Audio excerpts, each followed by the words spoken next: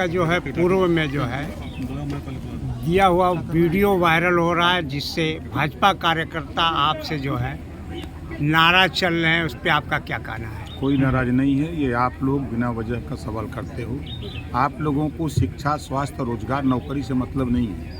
आज देश के प्रधानमंत्री जी विकास की बात कर रहे हैं। आज उनकी योजनाएं जो है प्रदेश और देश में गरीबों को, पिछड़ों को, दलितों को, अल्पसंख्यकों को आगे बढ़ाने का है।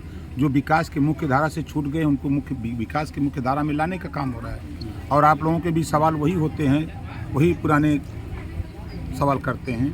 आज तो आपको सवाल करना चाहिए कि अब आने वाले दिनों में खेती का समय आ रहा है, उनके खाद बीज की व्यवस्था कैसे हो, उस पर चर्चा करनी चाहिए। किसान को पानी समय से मिले।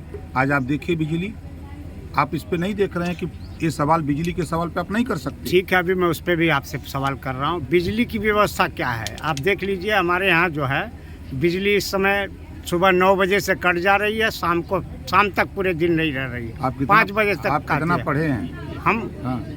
हम जो है ग्रेजुएशन किए हैं। हाँ। हवा चल रही है जी। तार घर्षण हो रहा है जी।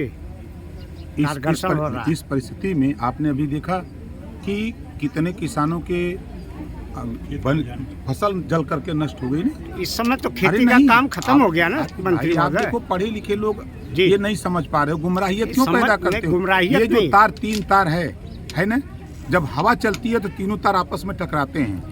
अब तो काफी जगह पे केबल की व्यवस्था हो गई है। जहाँ केबल हो गई है वहाँ लाइट एकदम परमानेंट है। जहाँ दिक्कत है वहाँ दिक्कत है।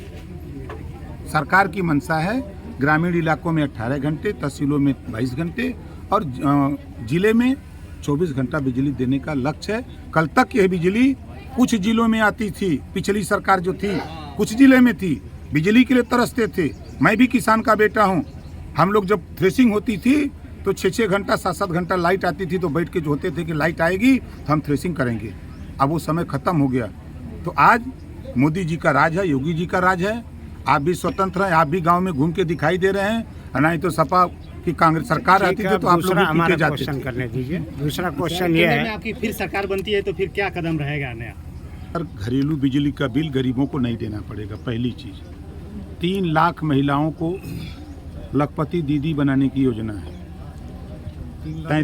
3 करोड़, 3 लाख ने 3 करोड़। और कक्षा 6 से रोजगार परक शिक्षा 5 साल के अंदर, तकनीकी शिक्षा।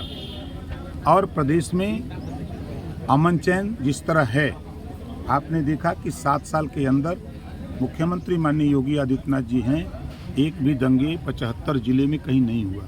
लेकिन सपा की सरकार रहती थी, कांग्रेस की सरकार, तो प्रदेश और देश में दंगे होते थे, कर्फ्यू लगते थे। आज उस पर विराम लगा दिया योगी जी ने यूपी में और देश में माननीय प्रधानमंत्री। आप अगर अंतर्राष्ट्रीय मामले पर सोचिए, जिस तरह घुसपैठिए आते थे, आज उस पर बड़े पैमाने पर विराम लगा है। बॉर्डर पे जो हमारे जवान शहीद बड़े पैमाने पर होते थे, आज उसमें बड़ी गिरावट आ गई है। तो आप लोग उधर जरा झांक के देखिए। आप लोग निगेटिव मत सोचिए, पॉजिटिव भी की तरफ भी जरा देखिए कि पॉजिटिव क्या हो रहा है। सर घोषी में चल रहे हैं, किस प्रकार का माहौल है, क्या जनता से अपील कि उत्तर प्रदेश में और देश में कहीं लड़ाई नहीं है। जनता चुनाव लड़ रही है, जनता चुनाव लड़ रही है। हम तो गांव में घूम रहे हैं, आप लोग जरा गौवा में जाइए। गौवा वाले कह रहे हैं जो राम को लाए हम उनको ले आएंगे। विपक्ष कहाँ से वोट पाएंगे? जाइए गांव में, तब न समझ में आएगा। आप लोग नेताओं को पा जाते हैं, पार्टी से जो है शुरू कर देते हैं।